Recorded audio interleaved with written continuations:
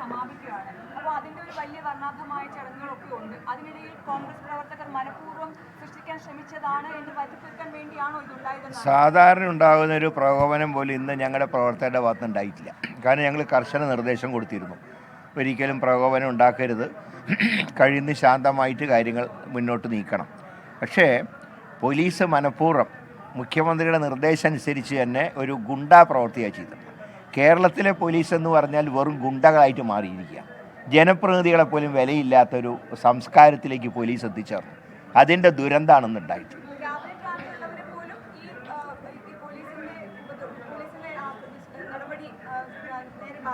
ഏറ്റവും മര്യാദയില്ലാത്ത പ്രവൃത്തിയല്ലേ പ്രതിപക്ഷ നേതാവ് പ്രസംഗിച്ചുകൊണ്ടിരിക്കുമ്പോഴാണ് ടിയർ ഗ്യാസ് പൊട്ടിക്കുന്നത്, വെള്ളം ചീറ്റുന്നത്. അവിടെ ഒരുപാട് സ്ത്രീകൾ ഉൾപ്പെടെ നിൽക്കുകയാണ് ആ യോഗത്തിൽ. ആ സമയത്താണ് ഇത്രയും പത്രക്കാർക്ക് തന്നെ കിട്ടിയല്ലോ, എത്ര പേർക്ക് ഇന്ന് കിട്ടി? ഇതിൻ്റെ ആവശ്യം എന്താ? ഇത് കായികമായിട്ട് ആക്രമിക്കുകയാണോ?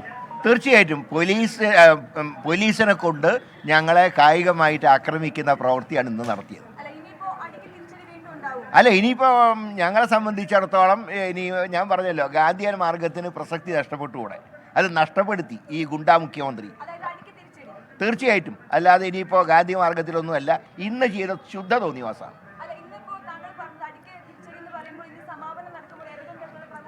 സമാപനത്തിനൊന്നുമല്ല, ഞങ്ങളുടെ പ്രവർത്തകരെ ഇങ്ങോട്ട് അടിക്കാൻ വരുമ്പോൾ അങ്ങോട്ട് തിരിച്ച് പ്രതികരണം ഉണ്ടാവും.